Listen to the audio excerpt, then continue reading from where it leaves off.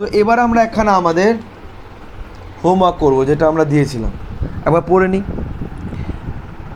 90,000 worth of goods were invoiced by AB of Calcutta to CD of Cochin at 20% profit on invoice price। কি বলছে? 90,000 টাকার যার value গুডসের, সেই গুডসগুলো পাঠাচ্ছে এবি অফ ক্যালকাটা, যেটা হচ্ছে কনসাইনার, টু সিডি অফ কোচিন, যেটা হচ্ছে কনসাইনি, অ্যাট 20% প্রফিট, 20% প্রফিটে পাঠাচ্ছে অন ইনভয়েস প্রাইস। তার মানে 20% প্রফিট কার ওপর চার্জ করতে বলেছে? ইনভয়েস প্রাইসের ওপর চার্জ করতে বলেছে। আর আমাকে এখানে যে 90,000টা দিয়ে রেখেছে সেটা তো কস্ট প্রাইস, ঠিক আছে? তো এটা মনে করে দেখ, ক্লাস 11-এ আমরা শিখেছিলাম যে যখন নাকি এরকম দেবে যে প্রফিট হচ্ছে 20% বা 25%, যাই হোক, সেটা চার্জ করতে বলছে কিসের ওপর? কস্টের ওপর। কিন্তু সেই জায়গায় সেল প্রাইস গিভেন, মনে করে দেখ। সেই ক্ষেত্রে আমরা কি করতাম? এই কস্টটাকে আমরা ধরে নিতাম কত? 100, ঠিক আছে? আর এই জায়গাটায় ধর প্রফিট বলেছে 20%, কার ওপর চার্জ করতে বলছে? চার্জ করতে বলছে সেল প্রাইসের ওপরে, ঠিক আছে? On sell price. কিন্তু সেই ক্ষেত্রে কস্ট প্রাইস গিভেন, ঠিক আছে? তখন আমরা সেল প্রাইসটাকে কত ধরে নেব? 100। কারণ আমরা জানি যে আজকে প্রফিটের পার্সেন্টেজটা আমাকে যার উপর চার্জ করতে বলেছে সেইটা যদি ফিগার না দেওয়া থাকে তখন সেটাকে আমায় ধরে নিতে হবে কত? 100, ঠিক আছে? আর একটা ইকুয়েশন আমাদেরকে এটার ওপর বেস করে তৈরি করতে হয়, সেটা হচ্ছে কস্ট প্লাস প্রফিট, তারপর আসে সেল প্রাইস। আর এইখানে আমরা ধরে নিচ্ছি সেল প্রাইস যেটা দিয়ে রেখেছে সেটা হচ্ছে 20,000, ঠিক আছে? তাহলে সেল এখানে কত? 20,000, ঠিক আছে? আর 20% প্রফিট অন কস্ট, তাহলে যেহেতু কস্টের অ্যামাউন্টটাই দেওয়া নেই তাই এটাকে কত ধরে নেবো? 100। এই 100-এর ওপর 20% চার্জ করলে কত আসবে? 20। তাহলে এখানে সেল প্রাইস কত হবে? 120। আর 120 বলতে কত বোঝাচ্ছে? 20,000। বাস, ইউনিটারি মেথড স্টার্ট হয়ে গেল। এবার তাহলে আমরা এখানে কী করব? 20,000 ডিভাইডেড বাই 120 ইন্টু, আমি কস্ট প্রাইসটা বার করার জন্য কী করব? 100 দিয়ে মাল্টিপ্লাই করে দেবো, তাহলে বেরিয়ে আসবে তাহলে কস্ট প্রাইস কত, যেটা 20,000-এর মধ্যে ঢুকে রয়েছে। বুঝতে পেরেছিস? ঠিক একইভাবে এইখানে আমরা জিনিসটাকে ধরে নিই যে 20% প্রফিট এটা চার্জ করতে বলেছে কার ওপর? সেল প্রাইসের ওপরে। কিন্তু এখানে কস্ট দিয়ে রেখেছে কত? 90,000। তাহলে আমাকে তো বার করতে হবে সেল প্রাইস কত, ঠিক আছে? নয়তো আমি প্রফিট এলিমেন্টটা পাবো কোথা থেকে? তাই এইখানেও সেম একই equation, profit plus cost plus profit divided by sale, ঠিক আছে? এবার কস্ট কত? 90,000। আর এখানে প্রফিট 20% কার ওপর চার্জ করতে বলেছে? সেল প্রাইসের ওপর। আর সেল প্রাইসের ফিগার দেওয়া নেই তাই কত ধরে নেব? 100। তাই এটা 100। আর এটার ওপর যদি আমি প্রফিটের পার্সেন্টেজ 20% চার্জ করি তাহলে প্রফিট কত? 20। তাহলে আজকে যদি সেল হয় 100, প্রফিট যদি হয় 20, তাহলে অবভিয়াসলি কস্ট কত হবে? 80। বুঝতে পারলি? তাহলে এইখান থেকে একটা ইকুয়েশন তৈরি হয়ে গেল যে 80 বলতে বোঝায় কত? 90,000-কে। 1 বলতে বোঝাবে 90,000 ডিভাইডেড বাই 80-কে। আর এইখানে আমরা 100 বলতে কত? কারণ সেল প্রাইসটা আমায় বার করতে হবে তো, তাহলে 100 বলতে কত বোঝাবে? 90,000 ডিভাইডেড বাই 80 ইন্টু 100। দেখ কত বেরিয়ে আসে? 1125। এইটা তার মানে ইনভয়েস প্রাইস কত? 1,12,500। বুঝতে পেরেছিস? কোনো রকম অসুবিধা আছে? তো এই কনসেপ্টটা অ্যাপ্লাই করে কিন্তু আমরা এই ধরনের জিনিসগুলো বার করব। বুঝতে পেরেছিস? কোনো রকম অসুবিধা নেই। তাহলে এই ওপরের সেন্টেন্সটা থেকে কিন্তু আমি ইনভয়েস প্রাইসটা বার করে নিলাম, 1,12,500টা, এটা আমি বার করে নিলাম, ঠিক আছে? Next, the invoice price is covered up to 50% by advance from CD. এটা তো আমরা আগেই দেখেছি যে যখন নাকি কনসাইনারকে মালটা পাঠায়, তখন কনসাইনার বলে কনসাইনিকে যে ভাই তোকে আমি এতটা মাল পাঠাচ্ছি, তো অ্যাডভান্স হিসেবে তো আমায় কিছু দে, হয় অ্যাডভান্স দে, নয় বিয়ার দে, কিছু একখানে দে। ঠিক আছে, তো এইখানে ইনভয়েস প্রাইসের 50% কী করছে কনসাইনিকে অ্যাডভান্স হিসাবে পেমেন্ট করে দিচ্ছে। ঠিক আছে, নেক্সট দ্য ল্যাটার মানে কনসাইনি, দ্যাট ইজ সিডি তো এখানে কি কনসাইনি, তো সেটা বলছে the latter is to get 5% commission on sell, মানে নর্মাল কমিশন পাবে সেলের ওপরে, অ্যান্ড 2.5% ডেল ক্যাটারি কমিশন, আর 2.5% কী পাবে ডেল ক্যাটারি কমিশন পাবে। আর আমরা জানি যখন কনসাইনিকে ডেল ক্যাটারি কমিশন দেয়, তখন কনসাইনি যে মালগুলো বিক্রি করে তার মধ্যে যদি কোনো রকম ব্যাড ডেট অ্যারাইজ হয়, সেটা কার ঘাড়ে চাপবে? কনসাইনির ঘাড়ে চাপবে। তার মানে সেটার কোনো রকম অ্যাকাউন্টিং কনসাইনমেন্ট অ্যাকাউন্টে আসবে না, অর্থাৎ কনসাইনর কোনো রকম লস হিসাবে কিন্তু সেটা দেখাবে না। ঠিক আছে, কারণ সেই লসটা কার? কনসাইনির লস, কনসাইনরের নয়। 80% of the goods were sold for 1,14,000 but 500 proved bad. 1,14,000 টাকার মাল বিক্রি হয়েছে, তার মধ্যে কি 500 টাকা ব্যাড ডেট হয়ে গেছে। আর কি বলেছে? এক্সপেন্সেস অফ এবি ওয়ার 6,000, এটা হচ্ছে consignor expense, and that of CD were 3,000, এটা হচ্ছে কনসাইনির এক্সপেন্স, ইনক্লুডিং সেলিং এক্সপেন্সেস 900। এবার বলে দিয়েছে যে 3,000-এর মধ্যে 900 টাকা 900 selling related expenses, that is recurring নেচারের এক্সপেন্সেস। কারণ এটা কেন বলে দিয়েছে? যখন আমরা ক্লোজিং স্টক ডিটারমাইন করতে যাব, তখন ক্লোজিং স্টকে এই 900টাকে কিন্তু কনসিডার করব না, রেকারিং এক্সপেন্স তো, নন রেকারিংগুলোকে শুধুমাত্র কনসিডার করব। The account was settled by cash payment with the account sales. Account sale আমরা জানি মানেটা কি, যে পিরিয়ডিক্যালি যেটা কনসাইনারকে পাঠায় ইন ডিটেলসে কী করলো না করলো, কত কমিশন, কত টাকা মাল বিক্রি করলো, কত টাকা কালেকশন হলো। ঠিক আছে, তো ফাইনাল সেটেলমেন্টের জন্য পাঠালো কনসাইনারকে on the basis of account sale. So the necessary accounts in the books of AB, অর্থাৎ কনসাইনারের বুকস অফ অ্যাকাউন্টসে এই অ্যাকাউন্টসটা তৈরি করে দেখাও। বুঝতে পেরেছিস? তো এটা আমরা করি একদমই সহজ সাম। আচ্ছা, তাহলে এবার আমরা কি করলাম? ফার্স্টে books of AB of Calcutta, consignor account, মানে কনসাইনার বুকস অফ অ্যাকাউন্টসে consignment account, debit credit date এগুলো নিয়ে, আর নিচে একখানা করলাম consignee account, that is CD of Cochin, date particulars amount, date particulars amount. ঠিক আছে, এবার এন্ট্রি করা স্টার্ট করি। প্রথমে মাল পাঠিয়েছে 90,000-এর, যেটা ইনভয়েস প্রাইসে পাঠিয়েছে। ইনভয়েস প্রাইস কত আমরা বার করেছি? 1,12,500। তো আমরা এখানে করে দেবো, যেহেতু এখানে ডেটের সেরকম কোনো কিছু নেই, তো ওটা ব্ল্যাঙ্ক থাকবে, আর এখানে লিখে দেবো to goods sent on consignment কত আসবে? 1,12,500। বুঝতে পেরেছিস? এবারে এর মধ্যে যে প্রফিট এলিমেন্টটা রয়েছে সেটাকে আমায় কী করতে হবে? আলাদাভাবে এই দিকে লিখতে হবে। এখানে যেহেতু ডেট নেই, কিন্তু ডেট থাকলে এক্স্যাক্টলি সেই ডেট এখানে এন্ট্রিটা দিতে হতো। তো এখানে কি করব? By goods sent on consignment কত? 1,12,500 মাইনাস 90,000। এখানে কত আসছে? 22,500। ঠিক আছে, next the invoice price is covered up to 50%। এবার বলেছে ইনভয়েস প্রাইস যেটা, তার 50% কী করছে? একটা অ্যাডভান্স পে করছে। কে? কনসাইনরকে। তার মানে 50% কত হয়?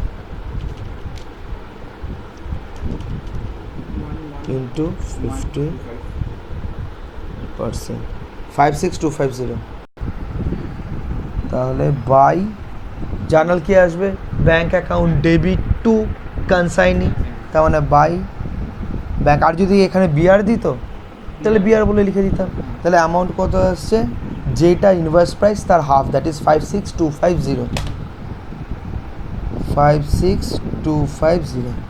ঠিক আছে, বুঝতে পারলি? নেক্সট কি বলেছে?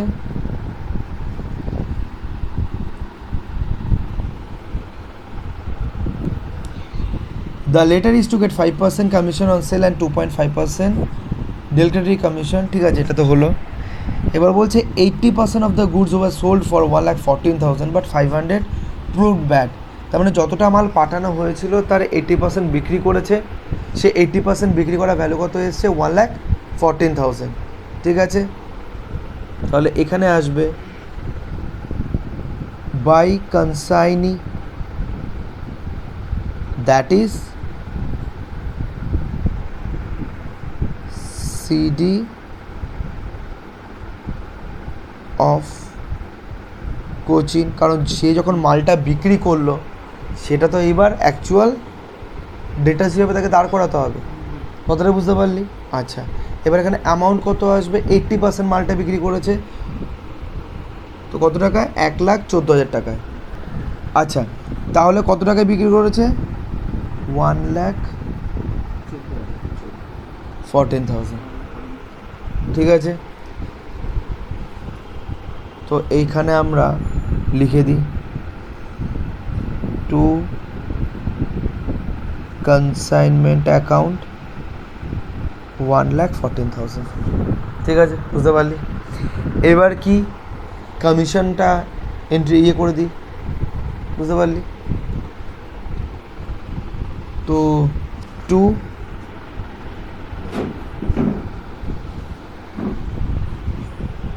তাহলে কমিশন এন্ট্রিটা করে দিই, টু কনসাইনে লিখিস না, এখানে CD of Cochin lake commission. ঠিক আছে, তাহলে কমিশন অ্যামাউন্ট কত, 5%, 2.5%। ঠিক আছে, তাহলে এখানে যদি আমরা আলাদাভাবে দেখাই, অর্ডিনারি কমিশন 1,14,000 ওপর 5%, আর ডেলকেটারি কমিশন 1,14,000 ওপর 2.5%। ঠিক আছে, তো এই দুটোকে যদি আমি যোগ করি তাহলে আমার বেরোচ্ছে 8,550। তোরা আলাদাভাবে দেখিয়ে দিতে পারিস, এখানে যোগ করে এখানে দেখাতে পারিস, 8,550। ক্লিয়ার, বুঝতে পারলি? নেক্সট কি বলেছে, আর এখানে যেহেতু 500 টাকা ব্যাড ডেট হয়েছে, এটা তো কোনো রকম এন্ট্রি আসবে না যেহেতু ডেলকেটারি কমিশন দিচ্ছে। Expenses of AB were 6,000। এবার যে কনসাইনারের এক্সপেন্স সেটা হচ্ছে 6,000, তো এখানে আমি কী করব, টু ব্যাংক। ঠিক আছে, পরে 6,000 লিখে দেবো। ঠিক আছে, আর নেক্সট কি, that of CD were 3,000 including selling expenses 900। তাহলে এখানে কি করব, টু সিডি অফ কোচিন। ঠিক আছে, সেইখানে এক্সপেন্সেস হিসাবে পুরোটাকেই দেখিয়ে দেবো। একটা কাজ কর, এইখানে সেলিং এক্সপেন্স হিসাবে দেখা হচ্ছে গিয়ে তোর 900, আর আদার, আর এখানে আদারটাকে আমরা ওই আনলোডিং এই ধরনের জিনিসগুলো করে নেবো, যেটা হচ্ছে নন রেকারিং ইন নেচার। ঠিক আছে, 900, আর এটা হচ্ছে 2,100। এখানে আসছে কত, 3,000। এবার এইটাকে আবার আমরা কোথায় করব, এইখানটায় করে দেবো কনসাইনি অ্যাকাউন্টে, বাই কনসাইনমেন্ট অ্যাকাউন্ট 3,000, আর কমিশনটা করে দিই বাই কনসাইনমেন্ট অ্যাকাউন্ট কমিশন বলে কত ছিল, 8,550। ঠিক আছে, বুঝতে পেরেছিস?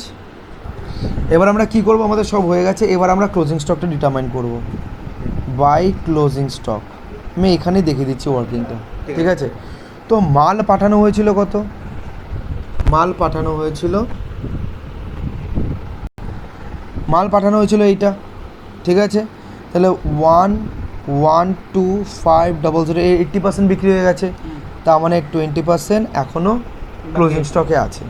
তাহলে তার ভ্যালু কত, তার ভ্যালু হচ্ছে 1,125 ইন্টু 20%, 22,500।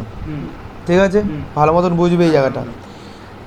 এটার মধ্যে কি ইনক্লুডেড আছে, প্রফিট আছে তো। আচ্ছা, এবার আরেকটা কথা, আমাকে যদি এই প্রফিটটা বার করতে হয় তাহলে আমাকে ফার্স্টে এটা বুঝতে হবে যে যখন প্রফিটটা এর মধ্যে ঢোকানো হয়েছিল কিভাবে ঢোকানো হয়েছিল, তাহলে সেরকমভাবে আমায় বার করতে হবে। তাহলে এইখানে যখন 1,12,500 ভ্যালুয়েশনসটা করা হয়েছিল তখন বলা হয়েছিল profit on invoice price, IP, আর এটাই হচ্ছে ইনভয়েস প্রাইস। আর সেটা কত ছিল? 20% প্রফিট অন ইনভয়েস প্রাইস। ঠিক আছে, তো ওই জায়গাটায় 90,000 কস্ট ছিল বলে আমরা ওই টেকনিকটা অ্যাপ্লাই করে কিন্তু বার করতে পেরেছিলাম যে ইনভয়েস প্রাইসটা টোটাল কত। কিন্তু এইখানে 22,500 এটা তো অলরেডি ইনভয়েস প্রাইসেই আছে, তাই এটার মধ্যে যে লোডিংটা ঢুকে রয়েছে সেটা আমরা কিভাবে বার করব? জাস্ট সিম্পলি 20% কিন্তু এটার উপর আমরা চার্জ করে দেবো।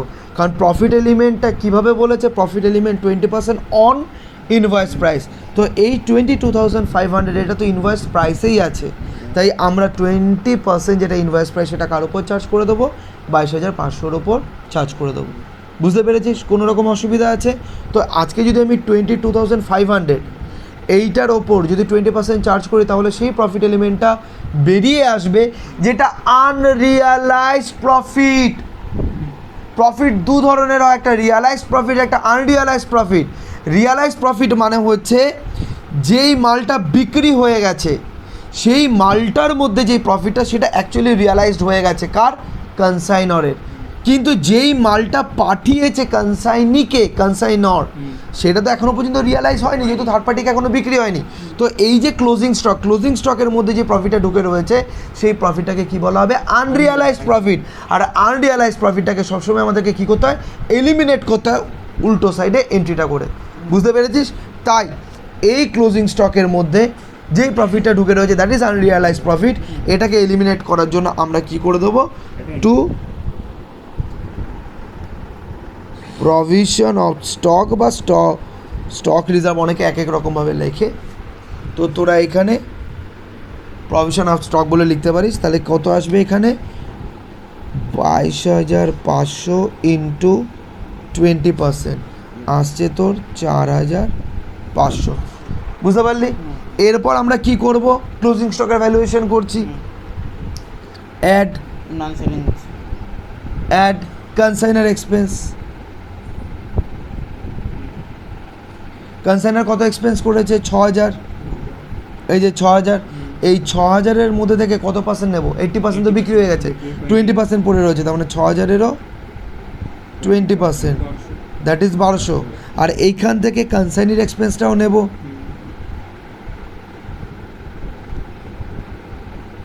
কনসাইনির এক্সপেন্সটাও নেব। এবার কনসাইনি 900 হচ্ছে রেকারিং সেলিং রিলেটেড, আর 2100 হচ্ছে নন রেকারিং।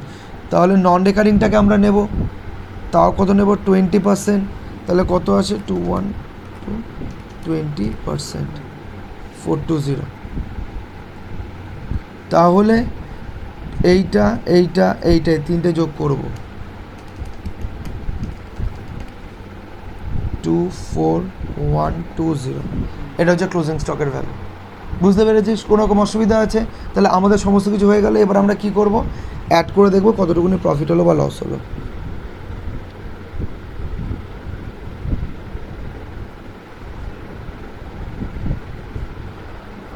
তো আমরা অ্যাড করলাম, অ্যাড করে এইখানে যেগুলো আছে রয়েছে ডেবিট সাইডে সেগুলোকে সবাই মাইনাস করলাম, তো প্রফিট বেরোচ্ছে 26070। তো এইটা আমরা লিখে দেবো টু প্রফিট অ্যান্ড লস এখন বলে 26070। ঠিক আছে, এটা হচ্ছে আমার কনসাইনমেন্টের প্রফিট, মানে আমার বলতে আবেশন কোম্পানি বা এবি অফ ক্যালকাটা। বুঝতে পেরেছিস? আচ্ছা, আমাদের কনসাইনমেন্ট অ্যাকাউন্টটা ক্লোজ হয়ে গেল। এবার আমরা কি করব? কনসাইনি অ্যাকাউন্টটাকে আমাকে ক্লোজ করতে হবে। ঠিক, তো আমরা এর আগে যে ধরনের সামসগুলো করেছিলাম, কী করেছিলাম? এইটাকে যোগ করতাম, যোগ করার পর এখান থেকে ব্যালেন্সটা বার করতাম, বাদ বাকিটা কনসাইনি পেমেন্ট করবে বা পেমেন্ট করে দিল কাকে? কনসাইনারকে, সেই ব্যালেন্সিং অ্যামাউন্টটা বেরিয়ে আসতো। কিন্তু এইখানে সমস্ত মালগুলো কি কনসাইনি বিক্রি করতে পেরেছে? এখনও তো 20% পড়ে রয়েছে। ঠিক আছে, তাহলে এইখান থেকে ব্যালেন্সিং ফিগারটা এখনও পর্যন্ত আসবে না।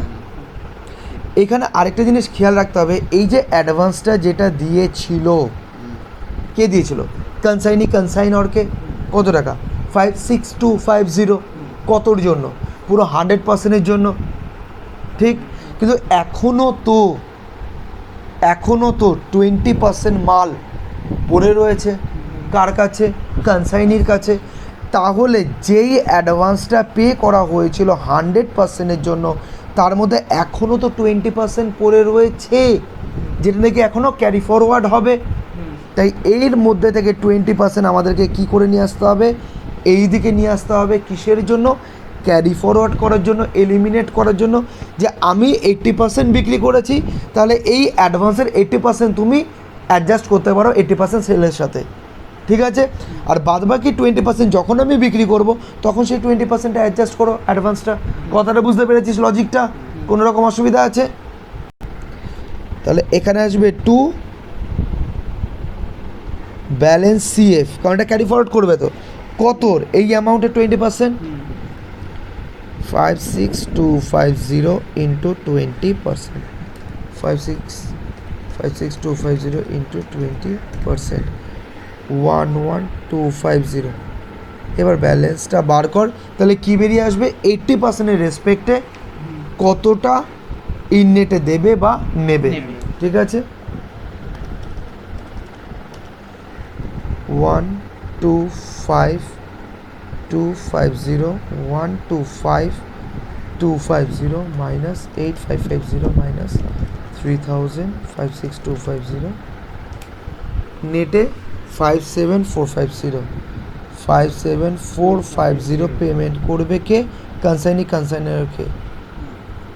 কথাটা বুঝতে পারলি? আরেকবার এই জায়গাটা আমি বোঝাবো।